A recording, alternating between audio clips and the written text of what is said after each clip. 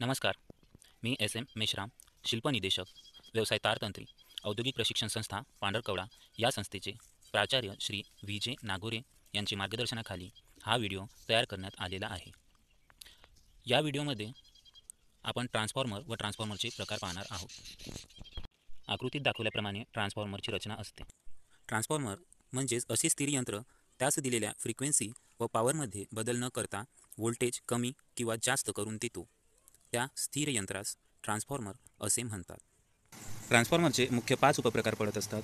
त्यापैकी power transformer, distribution transformer, single phase transformer, 3 phase transformer आणि instrument transformer. Instrument ट्रान्सफॉर्मरचे 2 उपप्रकार पडतात, करंट ट्रान्सफॉर्मर आणि पोटेन्शियल ट्रान्सफॉर्मर. सर्व ट्रान्सफॉर्मरचे व्होल्टेजनुसार 2 प्रकार पडतात, स्टेप अप ट्रान्सफॉर्मर आणि स्टेप डाऊन ट्रान्सफॉर्मर पाहणार आहोत. स्टेप अप ट्रान्सफॉर्मर जो ट्रान्सफॉर्मर याच्या प्रायमरीला दिलेल्या व्होल्टेज जास्त व्होल्टेजमध्ये रूपांतर करतो त्यास आपण स्टेप अप ट्रान्सफॉर्मर असे म्हणतात.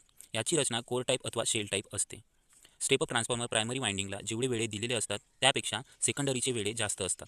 त्यामुळे प्रायमरीच्या फ्लक्स सेकंडरीच्या जास्त वेळाकडून कापल्या जातात. म्हणून सेकंडरीमध्ये जास्त प्रमाणात म्युच्युअल इंडक्शनची क्रिया होऊन जास्त व्होल्टेज निर्माण होतो. सेकंडरी व्होल्टेज जास्त असल्यामुळे सेकंडरीचा करंट कमी असतो. स्टेप डाऊन ट्रान्सफॉर्मर जो ट्रान्सफॉर्मर त्याच्या प्रायमरीला दिलेल्या व्होल्टेजपेक्षा कमी व्होल्टेज करून देतो त्या स्टेप डाऊन ट्रान्सफॉर्मर असे म्हणतात. याची रचना देखील कोर टाईप अथवा शेल टाईप असते. स्टेप डाऊन ट्रान्सफॉर्मरची प्रायमरी बारीक तारेची व जास्त वेळाची असते. सेकंडरी जाड तारेची व कमी वेळाची असते. या ट्रान्सफॉर्मरचा उपयोग व्होल्टेज कमी करण्यासाठी होतो. रचनेनुसार ट्रान्सफॉर्मरचे 3 मुख्य प्रकार पडतात: core type transformer, shell type transformer आणि berry type transformer. Core type व शेल टाईप ट्रान्सफॉर्मरची तुलना केल्यास कोर टाईप ट्रान्सफॉर्मर यामध्ये फ्लक्स वाहण्यास एकच मार्ग असतो, तर शेल टाईपमध्ये 2 मार्ग असतात. कोर टाईपमध्ये कडेच्या दोन्ही लिंबवर वाइंडिंग असते, तर शेल टाईपमध्ये मधल्या लिंबवर वाइंडिंग असते. कोर टाईप ट्रान्सफॉर्मरमध्ये वाइंडिंग बाहेरच्या बाजूस असल्यामुळे बाहेरील हवेमुळे वाइंडिंग थंड असते. तसेच शेल टाईपमध्ये मधल्या लिंबवर असल्यामुळे वाइंडिंग ऐवजी कोर थंड राहतो. कोर टाईप ट्रान्सफॉर्मरमध्ये कोअरची सरासरी लांबी ही जास्त असते, तर शेल टाईप ट्रान्सफॉर्मरमध्ये कमी असते. कोअरचे आडव्या छेदाचे क्षेत्रफळ कमी असते, त्यामुळे समान आउटपुटसाठी वाइंडिंगला दर व्होल्ट गणिक जास्त वेळ द्यावे लागतात.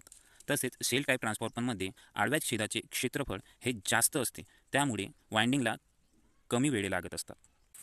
आता पाहणार आहोत रचनेनुसार ट्रान्सफॉर्मरचे प्रकार. ट्रान्सफॉर्मरच्या कोअरच्या रचनेनुसार ट्रान्सफॉर्मरचे मुख्य 3 प्रकार पडतात: core type transformer, shell type transformer आणि बेरी टाईप ट्रान्सफॉर्मर.